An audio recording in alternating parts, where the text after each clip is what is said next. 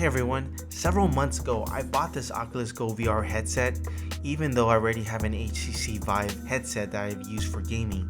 But what made me really interested in the Oculus GO is the fact that it's wireless. I no longer need to be attached to a PC, which felt a bit restraining when I'm using the HTC VIVE. No need to attach additional cables around the room or even sensors around the room.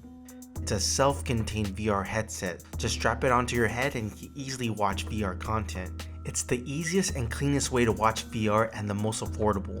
It just comes with a wireless controller, a USB charger, and a microfiber cloth to clean the lenses.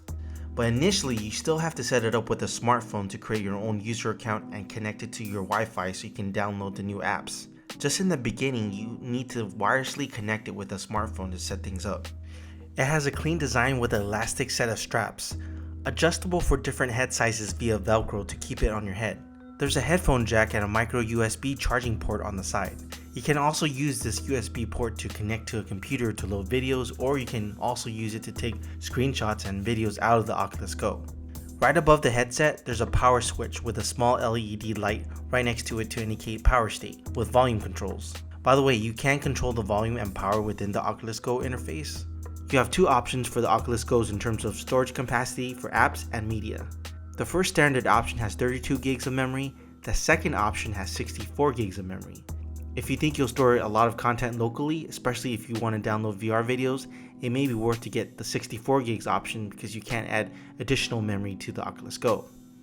As for the screen and the lens, I think it's pretty good for their intended target audience. The Oculus GO has a 5.5-inch display with a 2560 by 1440 resolution. The central focus sweet spot is decently sized and the amount of artifacting at the edges with things like distortion is acceptable. There's also stereo speakers along the path of the straps, which produces a pretty decent sounding experience, which is definitely a nice feature. You don't have to find and plug in your own headphones and deal with the dangling cord. You get a full stereo directional sound experience. In fact, it can be pretty loud if you really turn up the volume.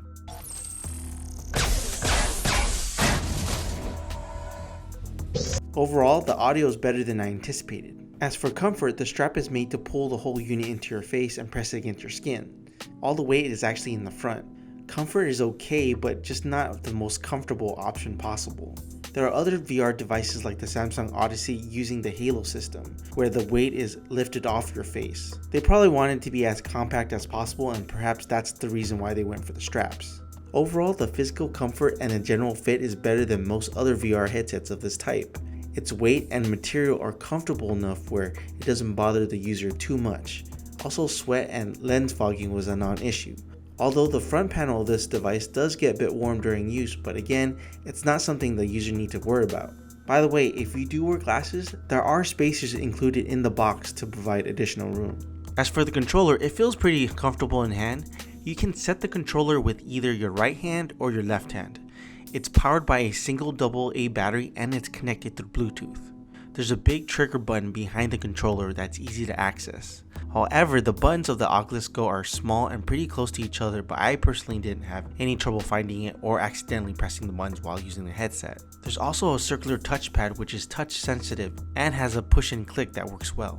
The headset has 3 degrees of freedom and tracking was pretty reliable. If you have a problem with drifting, you can do a quick recalibration of the screen by holding the Oculus button for 2 or 3 seconds. By the way, for those who don't know what 3 degrees of freedom means, is when you can actually view in any direction in an experience by rotating and turning your head, but you cannot move around in the VR experience by moving around in the real world. If you have 6 degrees of freedom with a VR headset, like the HTC VIVE or the Rift, it means you can view in any direction and you can move around in a VR space by moving around in the real world due to external sensors. As far as some of the applications like the games, for the most part are very simple and short, not a lot of depth with these games.